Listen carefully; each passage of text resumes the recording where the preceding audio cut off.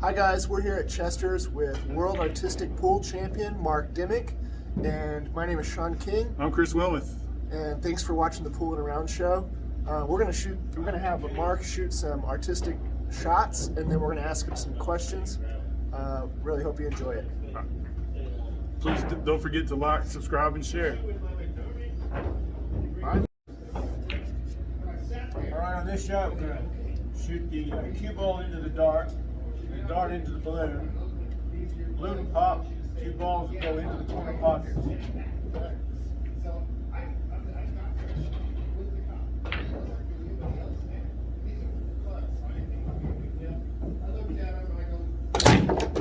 Yeah.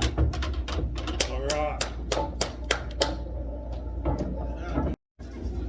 All right, one ball, two ball, three ball, two ball, five balls, then round table make it six.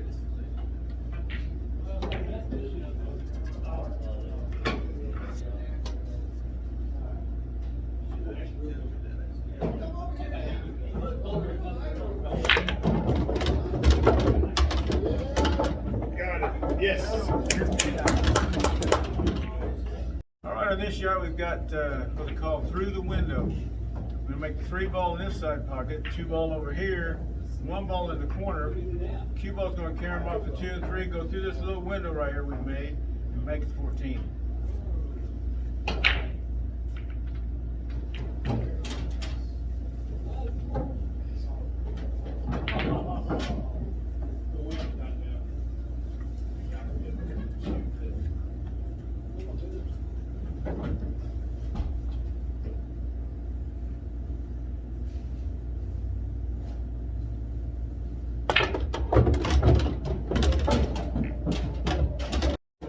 One ball through the window, 14 ball.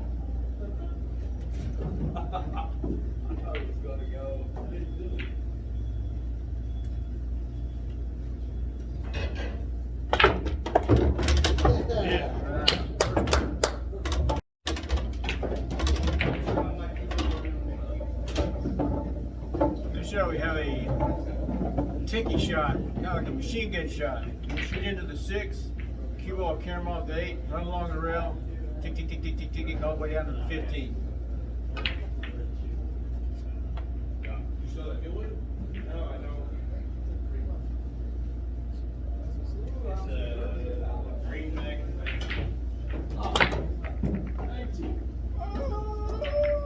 Perfect. Yeah. Little help. We got this covered. 4 ball, 5 ball here, cue ball over the bridge, back around the table, under the bridge, 13.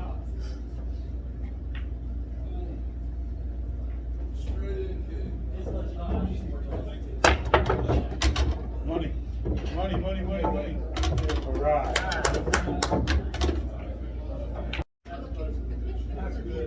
This shot is called wing shots. It's kind of like shooting ski. I'm going to roll the object ball down table. It gets between the chalk and the end rail. I'm going to shoot it into the corner pocket. Now that's our basic wing shot we do in our competitions. You get 3 balls, 6 balls, and you get a score for those balls. In the exhibition, I added 3 more of them to this shot and make it a little more difficult. We'll see if we can't make a few of them. This is a standard wing shot.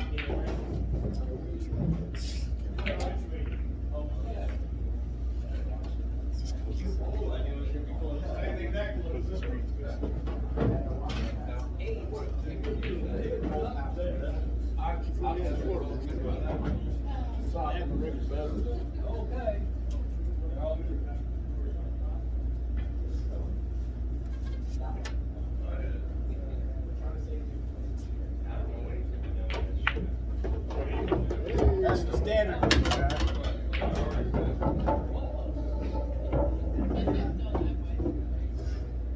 These other 3 I added. I'm trying to make one without looking. No look wing shot.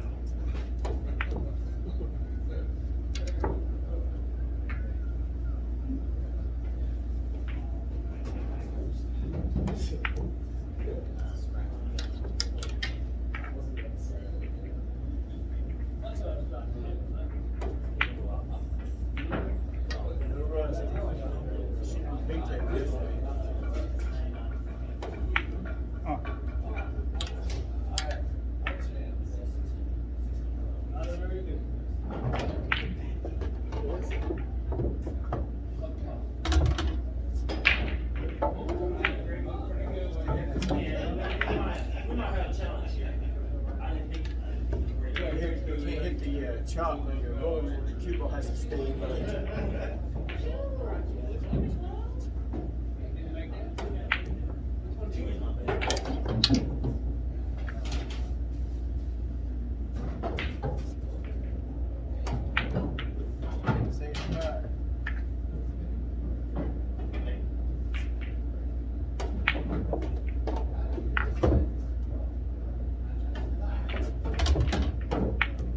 Got it. The third one is the behind the back wing shot. Swipe it.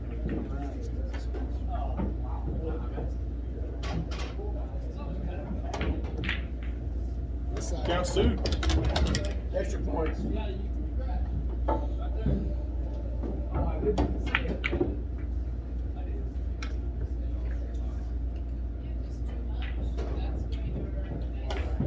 There it is. Good job. The last one is a no look behind the back wing shot.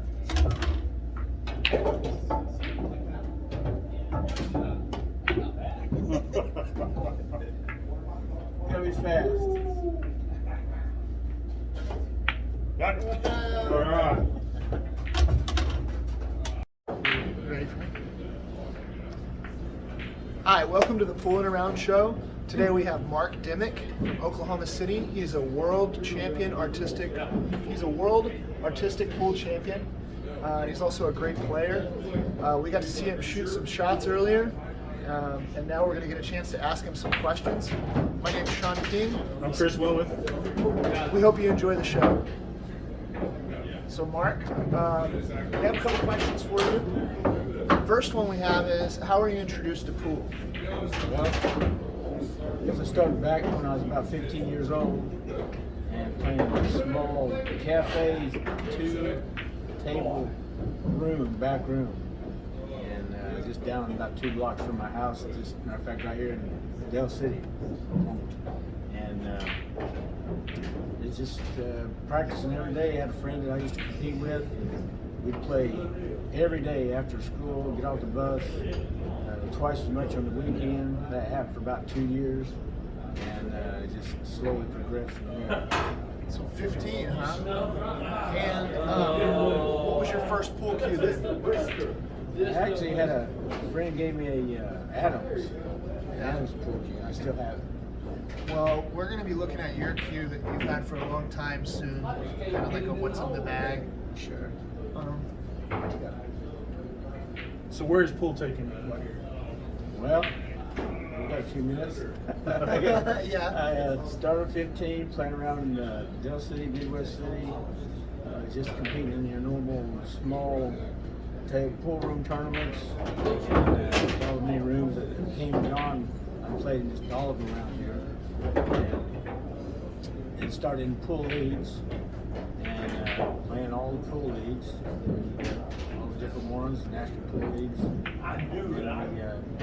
you get a little more experience, and you start getting into you got your lower amateur players, lower skill level, and then you get up to the more advanced players in the leagues, and you start competing with them, and then you progress to a little bit more into the not quite pros, but kind of like shortstops, and then you start competing against the pro players. And I'd kind of rate myself right now as not at the top pro player level that you see on TV as far as 9-ball. Now, artistic pool trick shots is a different story. I'm at the top level. Top players now in artistic pool will be like Florian now, and Adrian Diaz, some really good friends of mine competed. Back to the pool leagues and stuff, we started playing there and competing in the pool rooms, and going out to Vegas for the national tournaments, and got to meet a bunch of really nice people. Some of the great people I meet around here are like Evelyn and Danny Dysart. They run tournaments here and across the country. And Tom Rossman, he showed me a ton of information I learned from him, giving exhibitions and just doing trick shots and everything. And then getting into professional. What countries have you been to for shows or competitions? Well, Tom and I went to Germany. We've had artistic Artistic Pool has taken me just about all these countries. Russia, and went to Argentina, China a few times, had a world championship in China, and had a world championship in St. Petersburg, Russia. And Tom and I went to Germany for an exhibition of the World 9-Ball team tournament they had there. And then we'd get invited to do exhibitions and stuff. We went together, traveled, and it's been quite an experience. I worked at General Motors for 26 years, and I ended up getting full retirement. That took an early out package they had. And so I was able to concentrate more on pool after 2006. But now I started, going back to the trick shots and artistic pool, I went out to Vegas like 1980 and started doing the regular national tournament, championship, BCA, and like that. And I went there every year for about quite a few years, over 10, 12 years. We have teams here in Oklahoma, but I met Tom Rossman, and the very first tournament I went to, it was 1980. It's the year I got married. I went to Columbus, Ohio. I won the qualifier. We had qualifiers back then to win and go to the Nationals. So I won the Oklahoma qualifier in 80, and unfortunately I just got hired on a GM also. And I was able to get off work, go to Columbus, Ohio. Mike Massey was running a trick shot competition for the Nationals out there at the BCA. And it come down to one shot. Either I was going to tie with 5 different people, or I was going to go into a playoff in 3rd place and win the qualifier, or playoff with Tom Rossman, matter of fact. And so I hit it on the first shot, went to the final playoff with Tom Rossman. He ended up coming out here and beating me there, and he played for the finals with Steve Geller. That was 1980. And then that's when the first time I met Tom Rossman, and he was competing. Mike Massey was running the trick shot competition. And all that was just great for me because that was the first one I'd ever been to. Big tournament out of state. So anyway, we had, it was 1993, Tom Rossman started running all the amateur, and he still does this day, the amateur trick shot competitions for the NEA, BCA, APA, all of the leagues. And he does shows and competitions for the amateur players. And that's what I did every year. For about a 12-year period there, 10, 12 years, I placed first out of 6 out of 12. I think it was 6 out of 10. I placed first 4 times, the second twice. And Wow. I would go down, and it'd always be the casino, so I'd lose money in the casino and go back to the artistic pool competition, win it or make money and get even. Pump back up. Been there. Chris, you got another question? So what is away from artistic pool? What was your biggest win? Well, let's see. In state tournaments here in Oklahoma, I won a few. They used to have some up here at Pool Room years ago. They had some state tournaments. I think I won at Jamaica Joe's, a pretty big one. I took 3rd to a big straight pool competition in Tulsa Billiard Palace years ago. That was behind Dick Lane and I think I forgot Ruth or another guy from Arizona. He took 2nd. And I won the Illinois 2015 Illinois State 9-Ball ACS championship. And of course the BCA out in Las Vegas, singles out there. I won other competitions out there. Several competitions. I think it was 2012 had a challenge competition, which I won the open division in that, and the pro open in the senior division.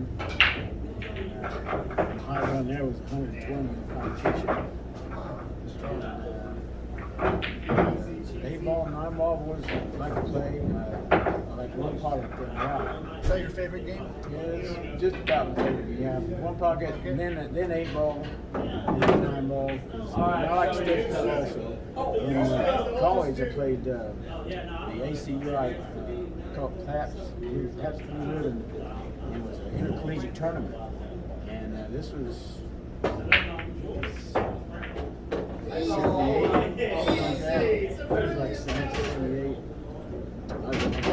State University in Stillwater, and they had a qualifier, a straight competition. And I won the qualifier, and I did an exhibition which had a touring pro come through, Jack White. And I played him in the exhibition in the auditorium. And I was going to college. And then they had the collegiate tournament, and I went to Manhattan, Kansas, competition there. And I had my opponent, I ended up taking third. And my opponent had, it was like a race to, I think it was 150. It was, if I'm not mistaken. And I had him, I think it's 70, I think he had like 50 to minus 3. And I ended up getting a little overconfident. I think I was like 19 or something like that. And, I blame it on my young age. But he come back and then come right down to the last shot. I needed like one ball and he made 3. And he ended up sneaking out of the win. Wow. But that was pretty memorable. Okay. What's ahead for you? What's your upcoming events? What are you looking forward to? Well, I've done quite a bit. I like doing artistic pool and competitions. There's always a chance of going back to China. That's a possibility. I don't know. It just depends on the political atmosphere. But we have competitions here, and I was looking to play in the bigger, 8-ball, 9-ball tournaments or 1-pocket tournaments here. Okay. How about this one? How did you get the name Dr. Popper? Come out in it was about 2004. When we did our artistic pool competitions, Tom Rossman had run all of them, and he used to do a separate, besides the WPA world rankings, he would also do a Tom Rossman Classic Cup every year. And all the players always love that competition. Matter of fact, we're going to have another one coming up in just, I think it's next month. It'll be in Quincy, Illinois. But it'll be a trick shot competition, and anybody can get in it. But Tom's tournaments, you run those.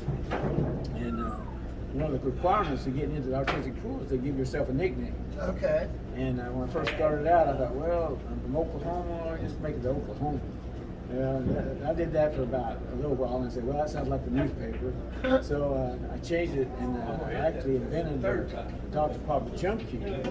And it's a carbon graphite. No one was using carbon graphite at the time now, I believe. And actually, in 2004, the WPA, World Pool Association, they had regulations that said a jump cue, it's kind of give you an ideal of mindset back then, jump cue couldn't be more than 25 ounces in weight. And the reason for that was the technique used was you actually just drive the cue ball, the cue stick into the cue ball, and it would just squirt out. So you'd have a real flat trajectory and be real fast, made to fly off the table. But you'd use a heavier cue stick. And you can use it with a regular cue, everybody knows. And then they'd come out with some smaller cues. But that's about the limit as far as jump cues. They had, for a while, somebody come out with a small, just dowel rod with a plastic tip. And a couple different names, different jump cues back then. But none were graphite, and which leads to the lighter weight and it's stiff. But they banned the small dowel rod because it wasn't the cue. So I invented one with the graphite shaft and tip, and put some of the mechanics into it, characteristics into it to help it jump even better.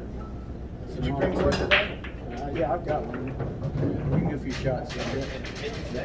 We have, so we're trying to think of the name of the cue.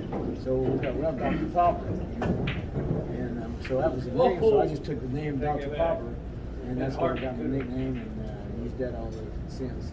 Wow. I've used one of those. I remember you showing me years ago how to use it, but I've basically forgotten the technique. You got any more questions? I want to know what's in the bag. No, we've covered about everything that I could think of. So we'll see what he brought with him. Okay. We'll cut this here, and then we'll come back and we'll show you what's in Mark Dimick's case. Thanks for watching. One. All right, we're back with Mark Dimick. A question was asked what he has in the bag, so he's going to explain to us what he's got to have with him at all times before each match. Well, probably too much stuff, but the cues that I have, I've got a high glassy jump brake cue, and I've had a Mass A cue shaft to put for it. So this breaks down to a jump cue also, and then I add a Mass A shaft. How much does your brake cue weigh? It's 18 ounces. And then what kind of tip is on it? It's all, Mike came out with that years ago, and it's a phenolic tip and ferrule combination, but it's a phenolic. Okay. And the Mass A shaft is just about an 18-inch shaft. It's extra heavy duty. It's thick, and I use it for just Mass A shots. And my playing cue is a Mucci. I've had it since 1989, and that's the same shaft that it had when I started playing. 1989, same cue, same shaft. It's 21 ounces, and mainly it's 21 because at the time that's all the pro players were using back then. Okay. 21 ounce cues. 21 ounces. And here's a hybrid, I'm not sure what the brand of this one is. So you don't even play with the other shaft. It looks brand new. That's a backup. Have you ever needed it? And this one right here. I've kept it available. Look, they can't see the two different colors of these shafts, but one looks played with and the other one looks never touched. Yeah. So I got these two shafts go with it, but so yeah, I got the Lacoste hybrid jump cue. It's a real lightweight. It's a good jump cue. Well, there you go. Dr. Popper, of course, the one I invented back in 2004. And, Can you pull that or show that to the screen here? Yeah. Awesome. it weighs 4 ounces, and it made a big difference in jump cues when I first come out. How close can you jump over a ball with that Dr. Popper jump cue? There's been a lot of people jumping with a credit card. Over a credit card gap? I usually take it to about a cube of chalk. That's about all I'm really going to try in competition. Okay. But the comparison is one ball's distance is all day long. It's not even a second thought. Okay. And so there's a couple of the ones I have for sale whenever I'm traveling. I got a glove here that I hardly ever use, but I've got it in there. I got some energy drink mix for keeping me healthy. I got some burnishing pads, some sandpaper, Mass A jump cloth. Okay. Jump cloth. A couple of earplugs, tip shaper, toothpicks. Earplugs. Yeah. You never can tell when you're going to need some earplugs. Okay. Get somebody annoying, you just put in some earplugs and don't have to bother them either. And a couple of markers, toothpicks, powder, assortment of scuffers, 2mm gauge we use in our trick shot competition. We use this to put in between a cue ball and object ball for a 2mm draw shot. And scuffers, and got eyeglasses right here. Eyeglasses. Small, compact. Just in case I need something, readers. Haven't seen that before. Eyeglass cleaner and some more chalk. Small tube of chalk. Put it right where I need it. Fingers and not all over my hand. Well, I'm glad to hear And then what about your case? What type of case is it? This is really good. It's a JB case. Joe Mark. What size is it? It's I think it's 4x8. 4x8. It's just big enough to hold all this stuff. Yeah, right? There you go. JB cases. I've had that for a while. So that's pretty much everything right there. Shot comes up, I need something, I've got it. Well, thank you, Mark. Chris, you got anything? We appreciate your time. Yeah. Going over everything with us. Thank y'all for watching. We'll see y'all next time on the Poolin' Around Show.